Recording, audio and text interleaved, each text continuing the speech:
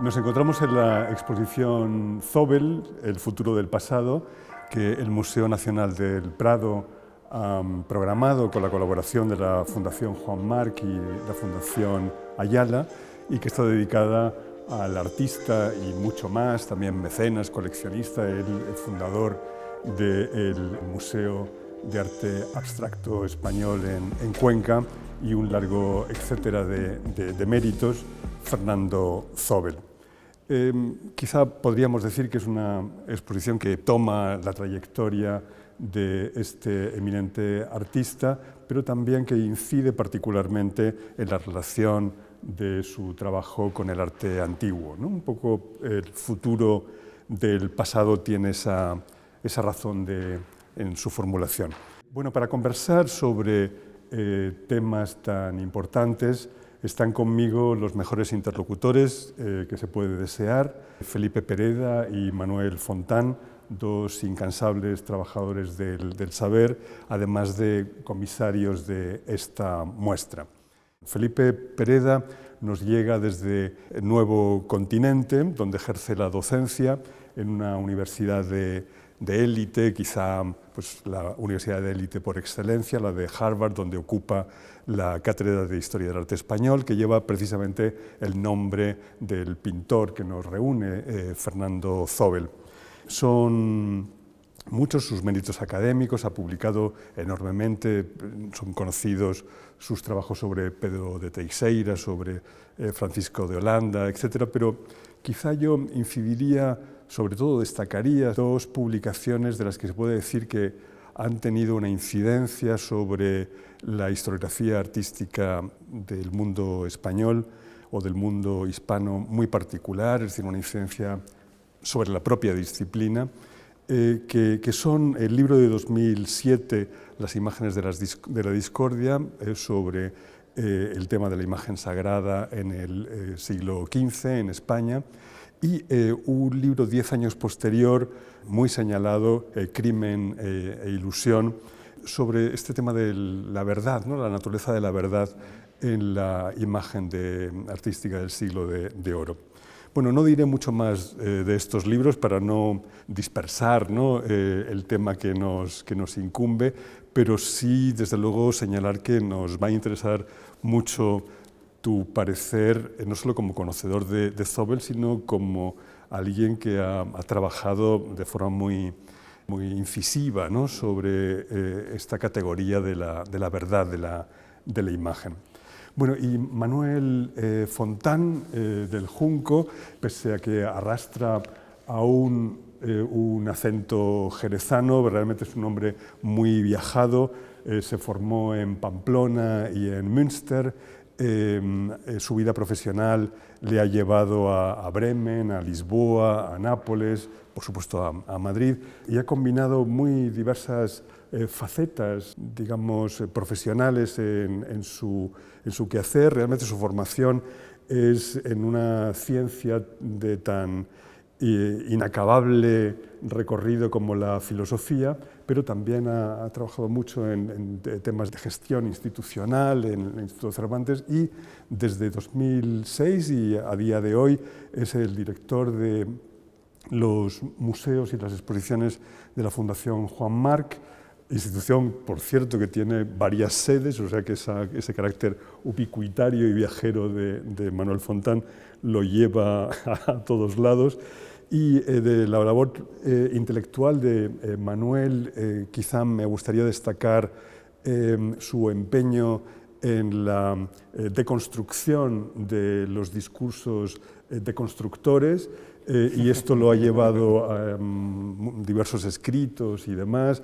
También se refleja en su empeño como traductor, pero muy particularmente lo ha proyectado en su labor como comisario de exposiciones, donde realmente pues, se ha convertido en una persona muy señalada, con una amplísima experiencia y con éxitos tan extraordinarios como la exposición dedicada a Alexander Deineca, ¿no? Una vanguardia para el proletariado, en las que ha dedicado a Klee, a William Morris y otros temas muy ligados como a la pedagogía artística, ¿no? A la incidencia de la pedagogía artística en el movimiento moderno. Y en fin, Zóbel, el futuro en el pasado, presenta un número importante de cuadernos de dibujo, de entre los 150, un número parecido que se conservan del artista. Y querría que nos fijáramos por un momento en ese valor del dibujo y a partir de una frase recogida de sus diarios que dice concretamente: dibujar cuadros es una forma de verlos. Limpia los ojos y deja en el subconsciente las cosas más imprevistas. Dibujar cuadros, eso por una parte, y habla de que limpia los ojos el dibujo. Y he estado leyendo aforismos de Karl Kraus, alguien, bueno, verdaderamente que sostenía cosas tales como que el diablo es optimista si cree que puede hacer peores a los hombres, cosa que no encontramos en Zóbel, pero también entre sus aforismos está uno que dice: el arte sirve para limpiarnos los ojos. Bueno, en fin, que me gustaría que pudiéramos partir de este tema, el de los dibujos, el dibujo que sirve para limpiar los ojos, ¿con qué intención? ¿No? ¿Podemos compararlo o no con Karl Kraus? Es curioso porque esta exposición, desde que Manuel y yo empezamos a trabajar en ella hace años, originariamente una exposición de dibujo, ¿verdad? Y fue el dibujo lo que parecía que nos ha ido como abriendo nuevos capítulos, porque el dibujo en Zóbel, yo creo que la gran virtud que tiene que es como una especie de instrumento para viajar a través del arte y para viajar a través de la historia del arte y para viajar a través de los distintos medios artísticos. Ahora nos encontramos en una sala donde estamos rodeados de piezas suyas de la serie de Negra, pero también de piezas orientales relacionadas con la caligrafía, con la pintura china, la pintura japonesa, y resumen muy bien esa manera, eso que él encontró en el arte asiático, que es que la distinción radical entre pintura y dibujo, que está tan establecida en la manera en la que concebimos el arte casi en el mundo occidental, no existía, o no se dibuja de esa manera, o no se distingue de esa manera tan clara. Y yo creo que él ahí encuentra la manera de utilizar casi la capacidad casi revolucionaria que tiene el dibujo para no encasillarse y utilizar el dibujo eso como una manera de mirar y una manera de conectar cosas. Esta exposición que tiene esta cosa de un recorrido circular, ¿no? Que vas y vuelves en el tiempo y viajas también por la geografía. Y es el dibujo el que te está invitando a establecer esas conexiones. O sea, yo creo que el dibujo es, por supuesto, una práctica, una técnica que él desarrolla desde que es un joven estudiante de universidad, pero en la que él descubre un potencial de desclasificarse y, por lo tanto, de cuestionar fronteras, en una época muy propia también de mediados del siglo XX, donde la modernidad está precisamente rompiendo ese tipo de fronteras, y de reinventar de alguna manera la historia del arte. Y esa es la gran apuesta de esta exposición, ¿no? Por lo tanto, el dibujo estaba en el origen histórico de esta exposición, pero luego se ha convertido como en el argumento, de alguna manera, que nos ha permitido conectarse y conectarnos como investigadores, porque tú lo decías antes, yo soy una persona que me he dedicado profesionalmente, fundamentalmente al arte entre la alta edad moderna y el siglo de oro. Manuel viene más del mundo contemporáneo y del mundo de la filosofía. Los dos somos un poco transdisciplinares y un poco díscolos en nuestras disciplinas personales, y Zóbel es un poco eso. Eso es lo que nos ha permitido establecer un término tan bonito para Zóbel, de conversar precisamente sobre intereses comunes. El dibujo es una manera de establecer conversaciones geográficas y temporales. Es una práctica, pero es una didáctica también, diría yo, ¿no? Sí, efectivamente, el dibujo está, como decía Felipe, en la genealogía de la exposición, ¿no? Es decir, que es una exposición que, conviene decirlo, disloca, por así decirlo, el eje temporal en el que Zóbel vive la última época de su vida, que es básicamente España, y desde España sigue viajando, como siempre, a Asia, a Filipinas, a Estados Unidos y por todo el mundo. Pero digamos que empieza porque Felipe llega a Harvard como nuevo profesor de arte español y se encuentra con que coincide con un nuevo curator de dibujos de los ahora Harvard Art Museums, y Edward Cobb le informa de que hay una donación de Zóbel de dibujos de artistas españoles contemporáneos y de artistas clásicos, por así decirlo, y claro, Zóbel es un es un egresado de Harvard, ¿no? Que tiene todo el sentido fijarse en eso, ¿no? No es muy común, ¿no? Eso además sitúa a Zobel y al dibujo en el campo de los museos, porque eso mismo lo había hecho Zobel con el British y lo había hecho con el Prado, museos a los que dona, en el caso del Prado en época de Alfonso Pérez Sánchez, una serie de dibujos de su colección, ¿no? Tú has citado a Karl Kraus. Efectivamente, Zobel era mucho más optimista que Karl Kraus, a pesar de que probablemente tenía, no sé si tantas, pero muchas lecturas, y algunas de ellas suficientes como para ser un ilustrado pesimista. Pero también era, como Kraus, un productor de aforismos y un recolector de aforismos. Hay uno en su famoso cuaderno de apuntes, donde reúne citas, frases, párrafos de muchos artistas, filósofos, historiadores, en el que cita a Matisse y lo cita casi haciendo un moto de esa frase para su propia obra, que es eso de Matisse, de que el dibujo es la pintura con medios abreviados. Y efectivamente, la importancia del dibujo en el trabajo de Zobel es muy relevante.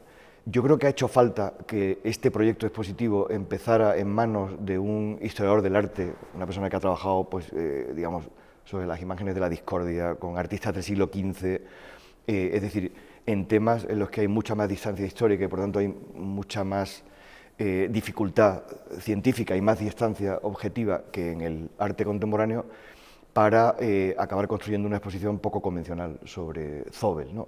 Zobel ya tuvo una retrospectiva, una antológica monumental en el Reina Sofía, como muchos artistas de su generación, pero los cuadernos ocupaban un lugar testimonial, digamos, secundario, ¿no?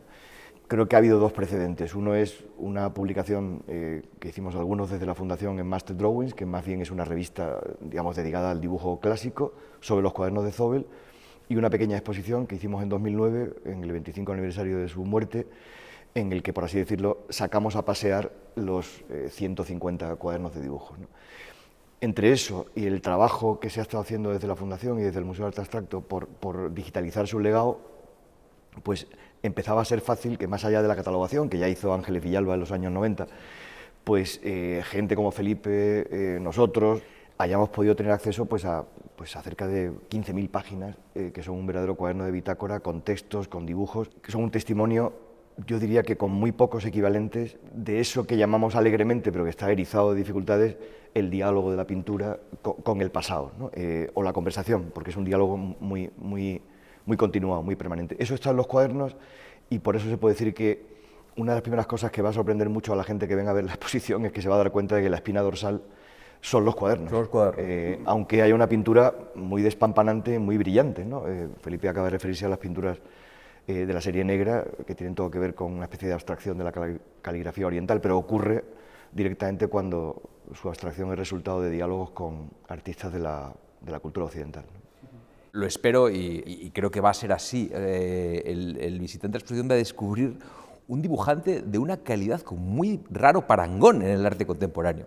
Porque hay una cierta división un poco artificial a la hora de mirar a Fernando Zobel. Todo el mundo sabe que era un gran intelectual, un hombre hiperleído, un hombre sabio, y luego un pintor. Y estas dos cosas se han como separado de alguna manera, ¿no? Y uno puede decir, es mejor intelectual que pintor, o es más una cosa que la otra. No, si lo bonito precisamente es que las dos cosas forman parte de una personalidad extraordinariamente compleja. Y todo eso se materializa en una forma de dibujar extraordinaria, porque el lenguaje, cuando uno dice que es que él mira dibujando, es que esto es mucho más que un aforismo, es que esto va exactamente a una manera de conectar con la realidad que es muy particular, que es muy única. Y cuando decía Manuel, es única, muchas veces en esta exposición hemos dicho, bueno, es uno de los más extremos ejemplos de alguien que utiliza el dibujo para mirar al pasado. Otros ejemplos hay en la modernidad. Es verdad, pero digámoslo con sinceridad, no conocemos ninguno que compita con él. O sea, no hay ningún artista que que reconozca en la historia de la vanguardia que haya integrado orgánicamente el pasado y la vanguardia de una manera tan sistemática y estructural. Es decir, cuando estábamos mirando sobre precedentes de esto, bueno, pues es evidente que él sabía, y además lo había leído y lo había visto en las grandes exposiciones de los años 50 en el MoMA, que Johannes Itten en la Bauhaus pues estaba haciendo experimentos similares, y que los alumnos se les llevaba a hacer este tipo de deconstrucción que decís antes de la pintura antigua. Bueno, lo hace de una manera un poco episódica, pedagógica, bonita, pero no lo introduce como una forma de pensamiento artístico que luego se materialice en su obra formal. yo creo que no hay otro artista. Y esto, bueno, Sí, a mí sí. te deslumbras un poco, ¿no? Y dices, bueno, qué personaje, qué tipo tan... Sí, en el caso de Zobel, bueno, tú has encontrado, y vamos a exponer por primera vez, sus anotaciones como estudiante del curso de arte americano en Harvard. Claro, ya son anotaciones no de alguien que está haciendo letras, son de alguien que va a terminar siendo un dibujante y un artista, porque no son apuntes con ilustraciones dibujadas de las diapositivas, ¿no? De las obras de Sargent o del resto de americanos, ¿no? Es curioso, abonando un poco lo que decía Felipe, otra fuente importante para la exposición ha sido la biblioteca de Zobel, ¿no? Que es una biblioteca, digamos, de lector, o sea, donde te coges la primera edición de Tristes Trópicos y te das cuenta de que se la ha leído entera, porque está subrayada y anotada y a veces discutida, ¿no? Entre esos volúmenes hay un volumen dedicado a los dibujos de Giacometti, se llama La copia del Passato, es un catálogo de una exposición. Zobel es consciente de que hay otros artistas conversando con la historia del arte, pero es curioso que en esta exposición creo que hemos evitado el error de ese catálogo al que me refiero, porque el autor, no se sabería o por qué criterio, lo que hace es, digamos, blanquear los dibujos de Giacometti, que originalmente, como sabemos, los hizo muchas veces en manuales de historia del arte, junto a las ilustraciones originales, ¿no? O de arqueología, y los presenta como si fueran dibujos, ¿no? Esto en el caso de Zobel hubiera sido falsearlo completamente. Claro. O sea, Zobel dibuja teniendo al lado una foto, teniendo al lado otros 3 o 4 apuntes en fases del mismo cuadro, ¿no? Dibuja en el museo, dibuja también tirando de catálogos, pero es efectivamente estructural y yo diría que mantenido desde sus estudios hasta el final, hasta los años 80. Sí. Hay un factor en el que incidís, pero que a lo mejor podemos extraer particularmente, y es el dibujar cuadros, es decir, a partir de pinturas. Esos análisis, ese refrescar la mirada mediante el dibujo. Y efectivamente ahí nos encontramos pocos ejemplos, ¿no? En el lenguaje contemporáneo de gente que tan sistemáticamente se acerca a la pintura antigua para quintaesenciar de alguna manera rasgos. El ejemplo de Itten es así proverbial, pero es muy anterior y es con otras intenciones, y es alguien además que se desenvuelve en el mundo de la pedagogía artística, cosa que Zobel parece que está más en su propio laboratorio, ¿no? Haciendo esto. Bueno, me pregunto si podemos abundar un poco más en eso, en el dibujo y el trabajo artístico a partir de esas referencias, y a lo mejor no como un ejercicio compartido por otros artistas, pero sí como un fenómeno que reconocemos en la edad contemporánea. Es decir, que pensamos en el Museo Imaginario de André Malraux, claro, ¿no? Esa especie como de posibilidad de interminable comparativa, ¿no? De la escultura mundial y de todas las épocas y de todos los territorios. O pensamos, por ejemplo, en alguna publicación que mencionáis en el catálogo, que es muy prototípica de una forma de hacer de los años 10, 20 y sucesivos. Es el libro de von Lorck, ¿no? Sobre el desnudo, donde aparece concretamente la ilustración que sacáis en el catálogo, la Venus de Esquilino comparada con un dibujo de mujer de pie de Giacometti. Ahí, o sea, donde dos obras perfectamente diferentes, ¿no? Sirven, ¿no? Se sirven de la comparación precisamente para apuntar a algo como una búsqueda de lo esencial, ¿no? Claro. Que parece como si reconociéramos esa intención lo también. Esencial, y citabas a André Malraux, algo esencialmente contemporáneo, ¿no? Sí. Es decir, porque André Malraux, que ahora el Museo Imaginario está reconociendo un nuevo renacimiento. Durante muchos años se vio como el niño malo del modernismo, porque estaba como desideologizando la historia del arte, viajando a través de los museos de forma horizontal. Ahora se da cuenta de que lo que está haciendo André Malraux es reconocer un hecho que es consustancial a cómo miramos en el mundo actual, que es que cuando vamos a una exposición reconocemos muchas cosas ya porque las hemos visto en la red, porque las hemos visto, y esta es una forma de mirar contemporánea, que tendrá sus luces y sus sombras, pero es el mundo en el que vivimos. y por lo tanto nos presenta como individuos del siglo XXI inevitablemente, y mejor que ser consciente de ellos, a un cierto anacronismo. Estamos conectando continuamente en nuestra memoria cosas que pertenecen a momentos distintos. En esos años 50 lo está diciendo André Malraux, pero lo está diciendo por ejemplo George Kubbler, a quien cita muchísimo también Zobel, ¿no? O sea, formas alternativas al historicismo. El historicismo ha dicho aquello de que las obras están encerradas en el tiempo en el que fueron creadas. Bueno, eso para un historiador vale si quiere vivir ese sueño, pero en realidad las obras viven también en el presente y no podemos mirarlas sino a través del presente, ¿no? Yo creo que una de las virtudes de Zobel, yo no sé si Manuel estaría de acuerdo conmigo, creo que sí estamos de acuerdo en esto también, es reconocer eso precisamente como un motor creativo. Un tipo como Jackson Pollock, por ejemplo, en los años 40, cuando él está precisamente haciendo esos garabatos en las clases de Harvard, está copiando también la obra del Greco y está haciendo sus experimentos con esas cosas, pero para Pollock es una manera de luego aprender y luego borrar en su obra, tiene que quedar casi totalmente reprimida.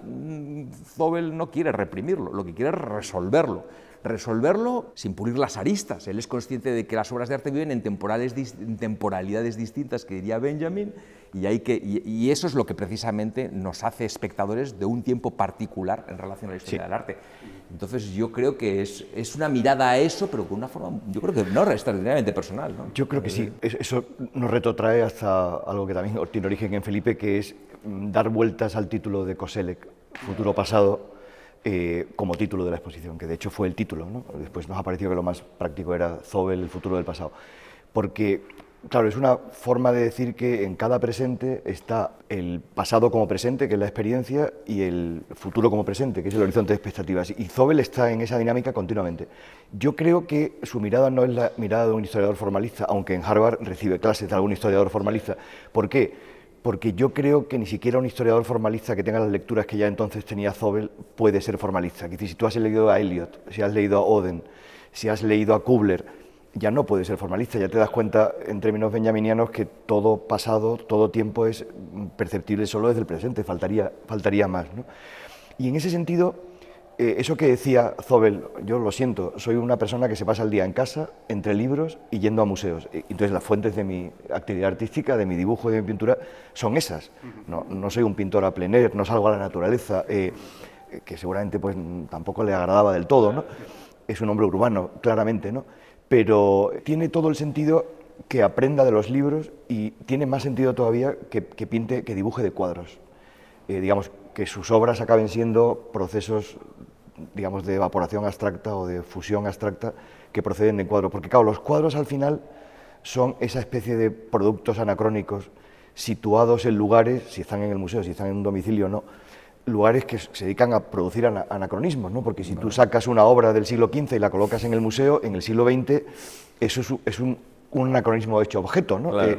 Y el artista que vaya ahí pues tiene que ser capaz de reconstruir qué era eso en manos de un pintor de cámara, qué era eso cuando estaba en un palacio y qué es eso ahora.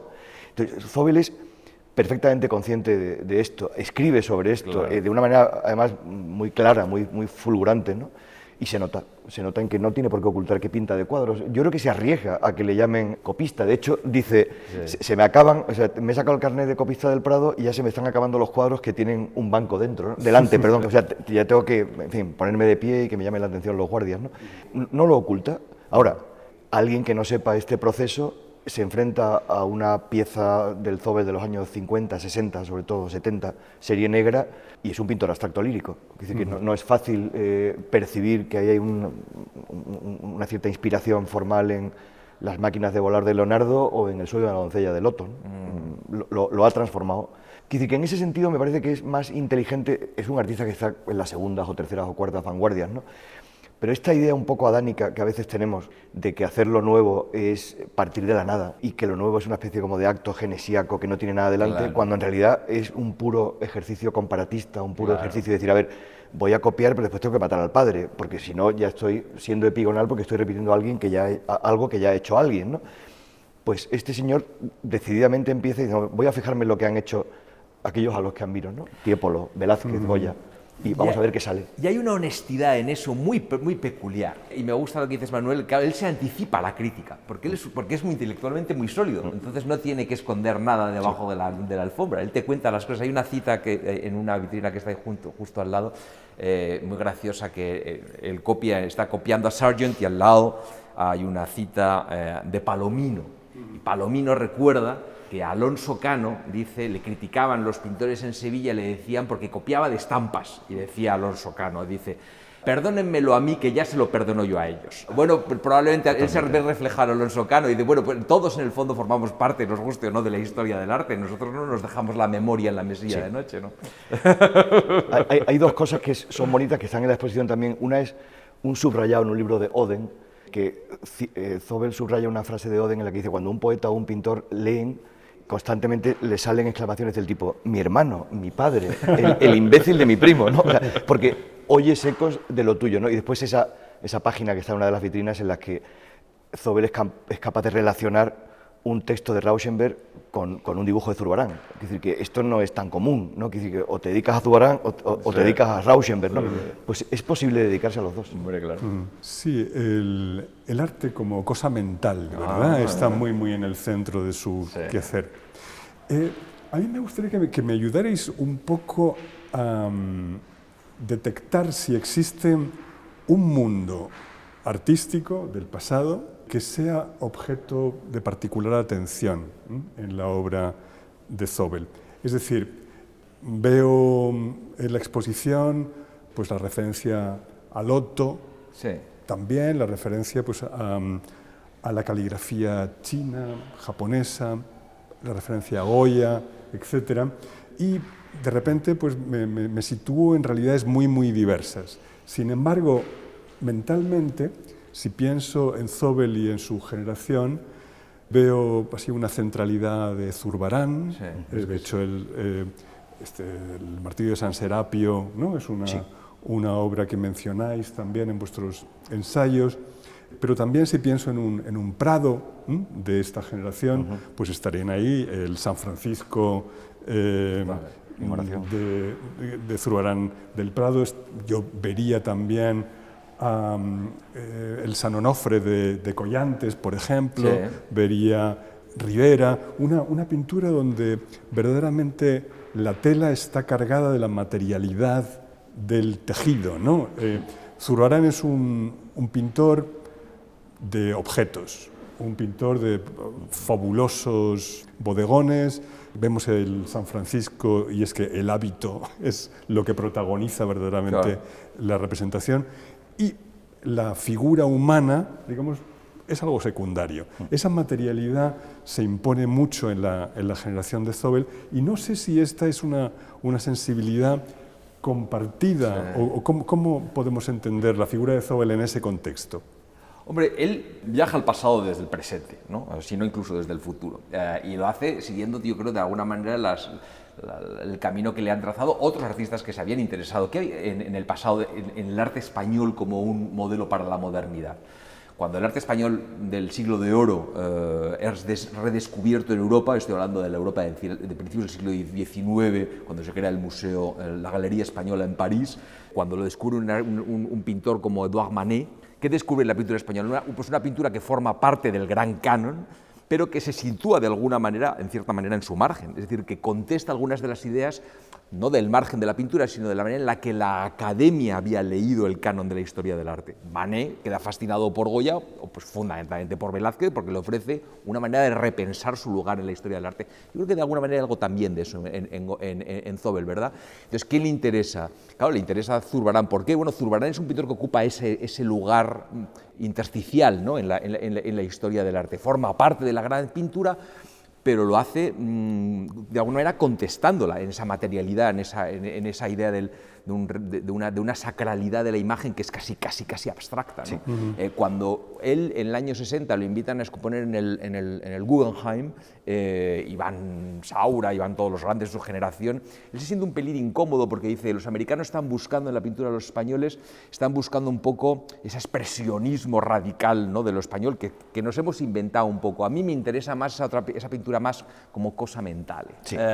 Me interesa esa pintura más sofisticada, que a lo mejor es una proyección y una invención, pero desde luego no era el único que se lo había ocurrido. Como digo, Manet ni más ni menos lo había visto de esa manera, ¿no? Sí. No, a lo mejor la historia es un trampolín para depurar la pintura en un lenguaje más contemporáneo, ¿no? Sí. Yo estoy de acuerdo.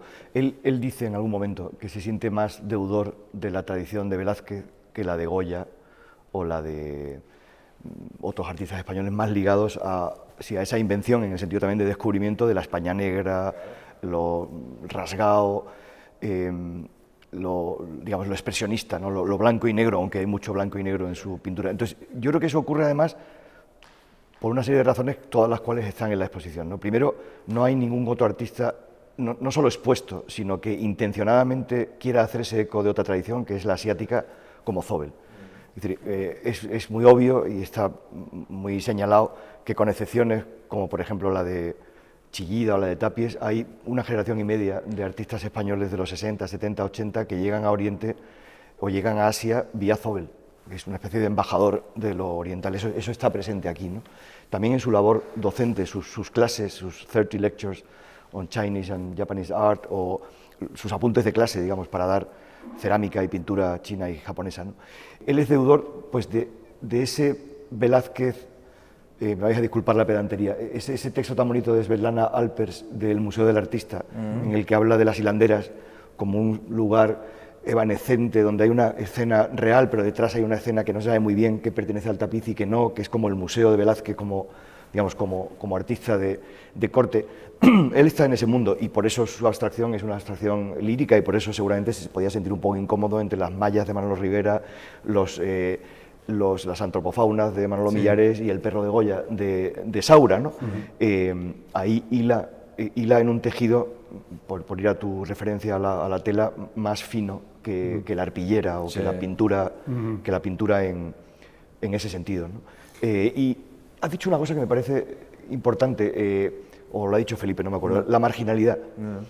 Es una cosa que me sigue sorprendiendo, es decir, que Zóbel podía haber elegido no ser marginal, pero de alguna manera tiene cierta afición por lo marginal, no lo marginal en el sentido social, sino lo marginal en el sentido casi intelectual, ¿no? Sí.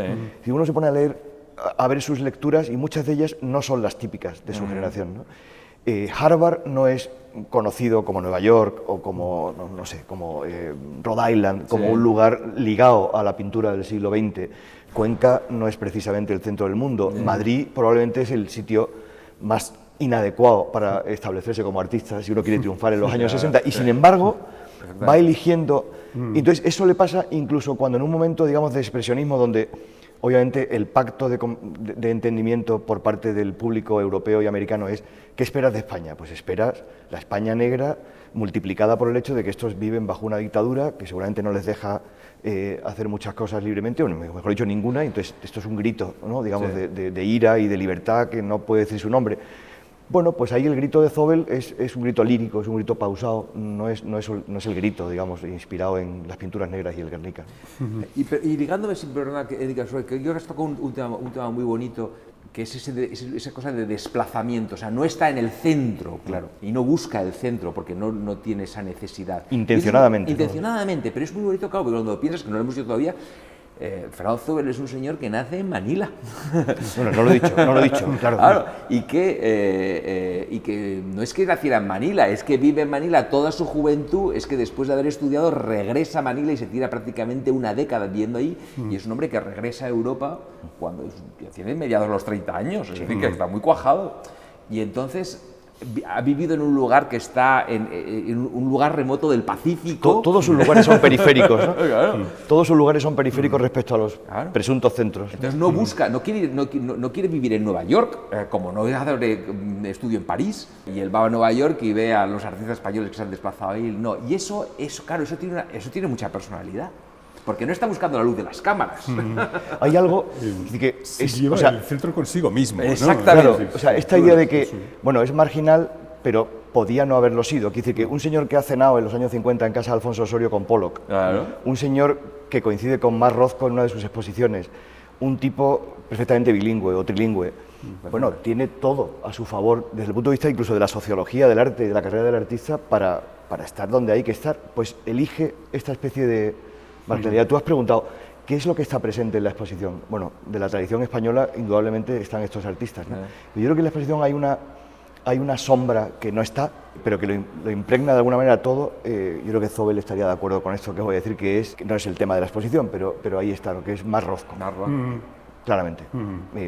Hay una especie como de espíritu dominante, y no en vano, pues él habla de, o sea, yo me decido por ser un artista abstracto y me vengo a España con esa cosa de Santa Teresa casi, de la determinada determinación de convertirme en un artista abstracto, después de quedarme pasmado en una exposición de Rothko en Providence, en la Rhode Island School of Design, y bueno, y de descubrir la fotografía, que algo que tiene mucho que ver también con los cuadernos, con el proceso de trabajo y con la exposición. Rothko, desgraciadamente ya no se lo podemos preguntar, pero lo cuenta él en los diarios y no tiene razón para haber mentido. Él lo conoce en Nueva York, o sea, él lo ha visto la exposición, como dice Manuel, en Rhode Island. Luego Rothko se presenta en la inauguración de su exposición, él queda fascinado en Nueva York. Y luego cuando vuelve a la semana siguiente dice, ¿qué tal? ¿Ha venido mucha gente? Y le dice la persona que estaba atendiendo a los visitantes, le dice, ha vuelto Mark Rothko. Se pasó aquí un rato largo por la tarde. Y el otro se quedó así, ¿no? Pues ahí, ¿qué estaba pensando que le atrajo? Yo creo que había una cierta comunicación espiritual. Eran personajes que tenían maneras similares de ver las cosas. Sí, de lo que planteabais hace un momento, sacaba yo ahí una conclusión que yo no sé si la daríais por válida, de un artista que se ocupa de alguna manera de la metapintura. Y no sé si esa relación con el modelo Rothko o ese referente Rothko engarza ahí, si lo veis, digamos, vinculado, si es una alternativa la que busca Zóbel, ¿o realmente lo veis imbricado, un ánimo y otro? Yo diría que sí, porque es verdad que el adagio o la fórmula italiana de la pintura como una cosa mentale, él mismo lo dice, y ves, bueno, podemos reconstruir, digamos, de manera casi algebraica cuadros de Zóbel, ¿no? Pues el Júcar, en fin, él acaba haciendo una cosa que está recogida en uno de sus cuadernos, que es la historia de un cuadro. O sea, los cuadros es algo que tienen historia, que tienen fases, ¿no? Lo que pasa es que creo que también es un artista en el que hay una enorme sensibilidad y una enorme sensualidad. Es decir, cuando aparece el color en su obra y en sus cuadernos, ¿no? Cuando aparece el espacio lleno de color, cuando él tiene clarísimo que a pesar de sus muchos menesteres y sus muchas vocaciones posibles, básicamente es un pintor, pero además lo dice así, o sea, en eso evoca a Art Reinhardt, es un pintor con horario de pintor. Sí. O sea, yo no soy artista, no soy artista las 24 horas del día, soy un pintor de 8 de la mañana a 2:30 de la tarde. Entonces produzco 50 cuadros al año y este es mi trabajo. Y me dedico a eso, pues como el que tiene un amante le dedica a las mañanas, no sé cómo decirte. Sí. No hay esa cosa mental en el sentido, digamos, hemos usado la palabra laboratorio porque además cuando ves fotos de sus estudios tiene aspecto de laboratorio, ¿no? Blanco, impoluto, ordenado, no es el típico estudio de un expresionista abstracto, ¿no? Lleno de pintura. Pero eso no debería hacernos olvidar que es un tipo goloso, o sea, goloso en las lecturas, goloso en el uso del color, goloso en la pintura, exquisito en ese sentido. O sea, no es un puro intelectual alguien que produce esos cuadernos, que los encuaderna, que los guarda, que los va catalogando, ¿no? Es posible que Rothko fuera más dejado en este aspecto, pero la devoción por la pintura, el hecho de que tú pintas con independencia de lo que ocurra en el mercado, de que tú vas, en fin, almacenando obras y más obras, y si no te caben las enrollas, en fin, y algunas las destruyes y vuelves a empezar, le da un punto sensual que yo creo que es muy importante no perder, ¿no?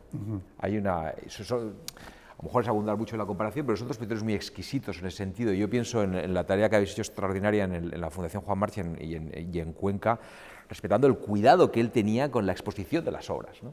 Y me recuerdo en los años 40, cuando él organiza la gran sala de la Fundación Phillips Rothko en Washington, y él va para colgar los cuadros. Su problema era la escala, ¿no? La escala y la luz. O sea, él no hacía, exactamente, él no hacía cosas para que luego las colgaran por ahí, no. Él pensaba en términos de instalación, y hay una cosa en Zóbel que es muy así, ¿verdad? O sea, él es él es pintor en todo el recorrido de la obra hasta que es vista y percibida, que ha sido uno de los grandes desafíos para esta exposición. Es decir, porque hemos tenido, y en esta exposición yo creo que Manuel y yo hemos tenido muy presente esto, una exposición que le hubiera gustado a Zóbel. Sí. ¿No? Que hubiera colgado él, ¿no? O sea, hay aspectos que Pedro Feucci ha tenido muy en cuenta en la museografía, pues las fotos del montaje de su sala en la Bienal de Venecia del 62, paredes negras y paredes, incluso algunas obras remontadas, que es algo complejo en un sitio como el Prado, ¿no? Pues una tipografía en los textos pues de palo seco, o sea, moderna, ir a un blanco y a un negro, casi. Sí. O sea, está pensado en términos de, bueno, en lo que él hubiera hecho, ¿no? En el tipo digamos, de montaje impecable al que él hubiera atendido. Y insistiendo un poco eso, creo que la colaboración con el arquitecto Pedro Feucci, Manuel y yo, pensándolo en un conjunto, no como una acumulación, sino pensándolo... Manuel ha estado mucho más en los últimos momentos de la instalación de la exposición, pero desde un inicio no hemos pensado eso como una historia que se cuenta, ¿no? Y que se tiene que visualizar como tal. Eso ha sido una aventura bonita en ese sentido. Sí, de hecho había una idea, así como muy zobeliana, de una exposición que podría verse como en dos recorridos circulares, ¿no? Uno es la pintura. Puedes venir y no asomarte a las vitrinas y ves pues, la conversación de un artista con Asia y con el canon occidental, digamos, o con el repertorio pictórico de Occidente, pero hay otro recorrido que está en vitrina, que está en la última sala, que le hemos llamado el ojo cosmopolita, donde además puedes entender muy bien qué hay detrás de esta pintura, ¿no? Que tiene una vida propia, pero que tiene un proceso y una historia, ¿no? Bien, Zóbel, y lo habéis dicho, es alguien que cuida mucho la pulcritud del estudio, el convertir el taller verdaderamente en un laboratorio, digamos, esa condición de posibilidad, ¿no? De una cápsula protectora, ¿no? Para el trabajo que realiza, que me casa muy bien con esa otra idea que apareció de alguien que necesita llevar su centro consigo mismo, ¿no? Es decir, que es verdaderamente un taller perfectamente ubicable en cualquier lugar. Bueno, están esas condiciones, habéis hablado también del Zóbel que hace expografía, de su cuidado, etc. Pero me pregunto, ¿por qué Fernando Zóbel en el Museo del Prado? Fernando Zóbel es creador del Museo de Arte Abstracto de Cuenca, es alguien como que defiende por sí mismo su obra. Aquí entra en una relación de circunstancias, una relación cultural muy diferente a lo que es habitual. ¿Cómo responderíais a eso?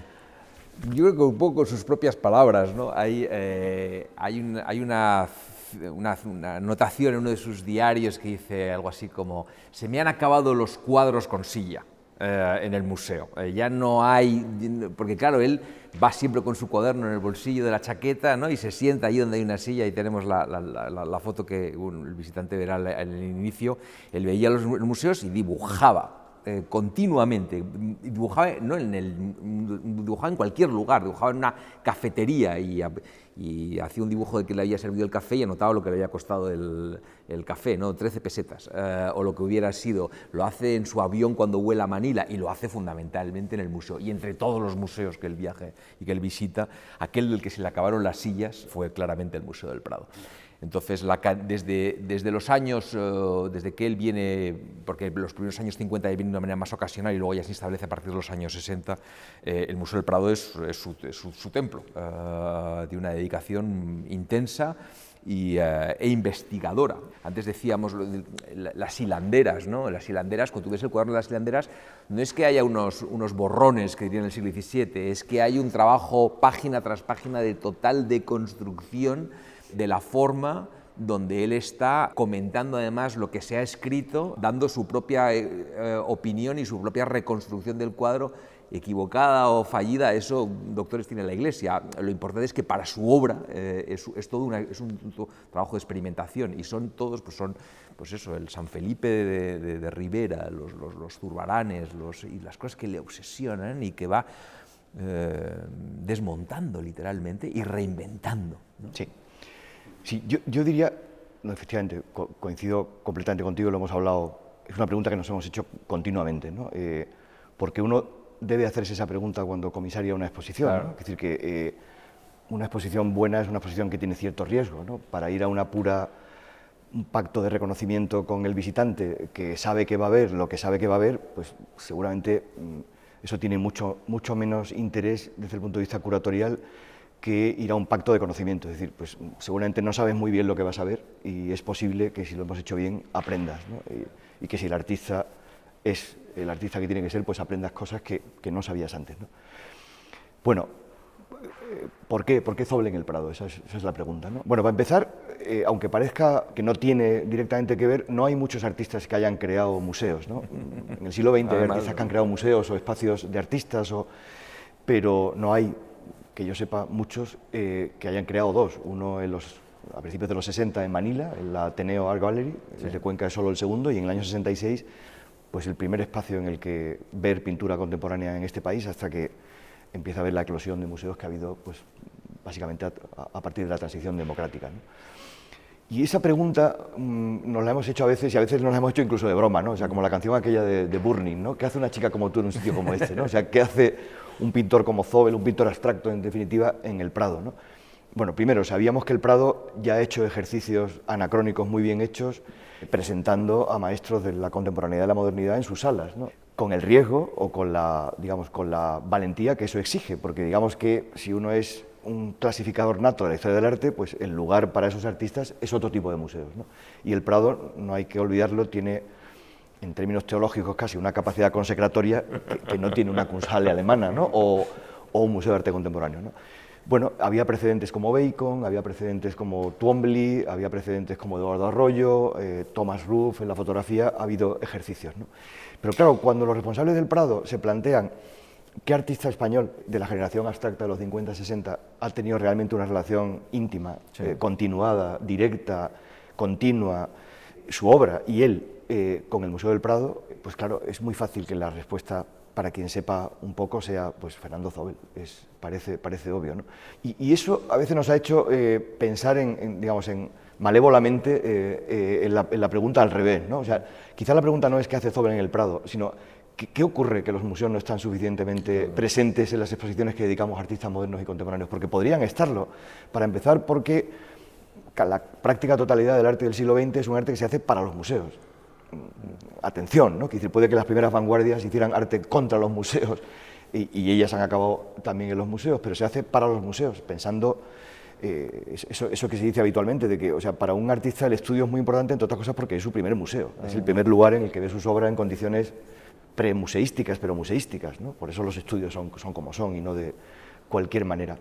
De manera que en esto, como en todo, creo que Zóbel es un artista que abre un panorama o que abre una puerta que él traspasa, pero él le hubiera quitado importancia a traspasar esa puerta. Quiere decir que si un museo como el Prado, cuyo objeto obviamente es la pintura del pasado, ¿no? Es decir, hacer presente la pintura del pasado, abre una puerta a los artistas contemporáneos y la abre de la mano de un tipo del que puedes enseñar pues cerca de 60 cuadernos dedicados a la pelea difícil con los originales de la gran pintura occidental y asiática, que no entiende que la tradición sea la antítesis de la vanguardia de la modernidad, o la figuración sea tema interesante también que tiene que ver con el dibujo, no entiende que necesariamente la figuración sea lo contradictorio con la abstracción.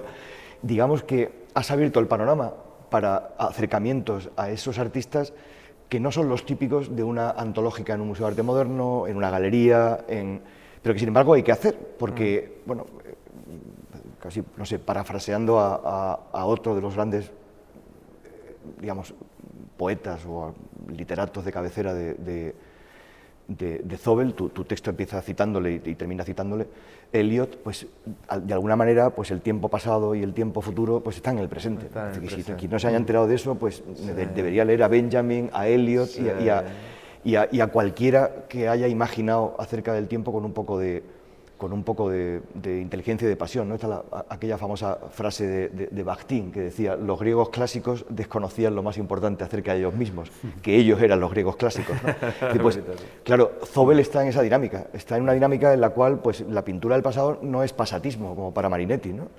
es futuro y es presente. Y ahí está Giacometti, y ahí está pues, gente que no te esperarías, como Jackson Pollock, o como el Rothko, admirador de Giotto, o como el Saura, admirador de Goya, o como el Manolo Millares, admirador de la pintura negra española. Sí, no, yo no sabría decirlo mejor, gracias Manuel, porque yo creo que tenemos que aprender a navegar por encima de esas barreras, separaciones que son un poco artificiales muchas veces, ¿no? Yo creo que hay mucho de lo que rascar y recuperar dentro de la propia historia del arte, ¿no? Eliot lo recita ni más ni menos que Siegfried Gideon, ¿no? El presente eterno del arte, ¿no? Claro. Bueno, esas conferencias se están dando en Harvard precisamente cuando Zobel está de alumno, ¿no? Sí. Y yo creo que es un ejercicio, es una aventura que además merece la pena recorrer, ¿no? Saltar barreras, bueno, porque si no era el arte contemporáneo lo que pretendía, no nos redibujemos nosotros fronteras ahora ni barreras artísticas o nacionales también, ¿no? Que al final lo que hacen es entorpecer la mirada que quiere ser limpia, decía Zobel, ¿no? Es verdad, ese cosmopolitismo de Zobel, en el que tú has insistido mucho, claro, porque tú has visto a Zobel también extrapuesto, o sea, para los españoles es más natural porque, digamos, temporalmente has convivido con él. Zobel estaba en España unos años antes de que yo naciera, ¿no? Pero Felipe se ha encontrado con él en su alma mater, en Harvard, ¿no? O sea, esa ruptura de fronteras entre tres continentes, porque es un hombre claramente entre tres continentes, es importante, ¿no? Y igual me pongo un poco viejuno con esta última consideración, pero ahora acabas de citar a Gideon, ¿no? Que está contando esas cosas en Harvard, yo creo que un poco después, o al mismo tiempo. En el 50, me parece que es. Sí, cuando está escribiendo, digamos, el fenómeno de un mundo mecanizándose, ¿no?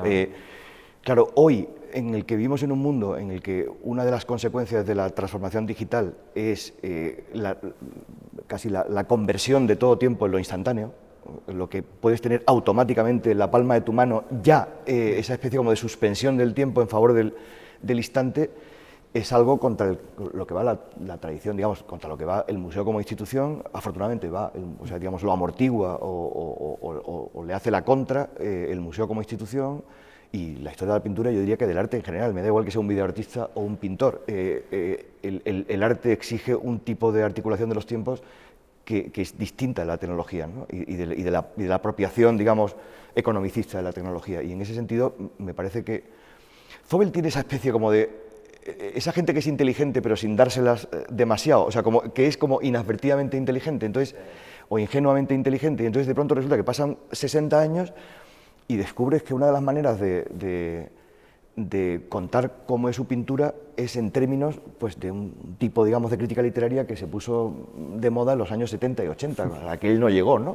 Con el lit crit americano y Derrida y compañía. O sea, porque realmente es un tipo que desconstruye la tradición, ¿no? Pero no de una manera reivindicativa para descubrir los ocultos poderes, que también habrá que hacerlo, ¿no? Detrás de pues, la mirada heteropatriarcal de la pintura del siglo de oro español. No, la deconstruye porque le parece que la abstracción es bastante más interesante que la figuración que intenta replicar el mundo y no le parece que eso sea... Me parece que es una pérdida de tiempo y una pérdida de riqueza intelectual hacerlo a la contra de la tradición pictórica. Bueno, lo que estoy absolutamente seguro es de que estamos de enhorabuena, que tenemos una exposición que da ocasión absoluta para descubrir y redescubrir no solo a Zobel, sino todo un fenómeno artístico desconocido hasta ahora, es decir, que verdaderamente habéis ido al corazón del trabajo de Zobel, presentando tan en primer término los cuadernos de dibujos y lo que ello significa. Y esto es, bueno, una forma, desde luego, como decía, de redescubrir a Zobel fantástica, pero también una ocasión y una oportunidad de primer orden para desarrollar otra mirada sobre el Museo del Prado, otra mirada sobre las colecciones y sobre la relación de lo de ahora con lo de antes, que Rosario Asunto en aquel título tan bonito sobre un ensayo sobre el romanticismo hablaba de la antigüedad como futuro. Como ¿no? futuro. Así que, bueno, solo me queda agradeceros muy sinceramente esta conversación, vuestro tiempo, vuestro saber Y nada, larga vida a estos encuentros y larga vida a Zóbel y a la pintura. Una última frase solamente, porque sí que me gustaría que quedara como cierre, ¿no? Él dice, se repite en algunos de los textos que hemos cogido, ¿no? Aprender a ver y enseñar a ver. Y esa es un poco la cosa que queremos, ¿verdad? Es decir, uno se mete un poco debajo de la piel del artista y aprende a ver con sus ojos. Y esa aventura de disfrutar mirando, ¿no? Porque a los que nos gusta el arte nos gusta también disfrutar, llenarnos los ojos mirando, es un poco la aventura a la que estamos invitando a la gente. Si puedo añadir, postdata 2, es a Felipe. A ver, es idea de Felipe que en la propia exposición haya 3 conversaciones muy claras de Zóbel con el pasado, porque están obras suyas junto al Sueño de la doncella de Loto, traído de la National Gallery de Washington, está su trabajo con el velo de la Verónica junto a un Zurbarán, y está un Van der Hamen, hablando del mundo de los objetos, junto a su trabajo sobre Van der Hamen. Quizás la mejor prueba de que es justo y necesario que Zóbel esté en el Prado es lanzarle al público, al interesado, el reto de vuelve al Prado, vuelve a las salas del Prado después de ver la exposición. Mira a ver si efectivamente mirar de cuadros, esta vez los de Zóbel, te ha limpiado los ojos y te hace ver la sala de Goya, te hace ver Velázquez, te hace ver Zurbarán, te hace ver Rembrandt, te hace ver Rubens de otra manera. Yo creo que la respuesta es sí, claramente. Sí, y la lección, ¿no?, que nos lanza Zóbel a los historiadores del arte sobre, bueno, vuestra disciplina es una cosa relativa. Es importante y necesaria, pero no es suficiente. Absolutamente insuficiente. Sí, sí.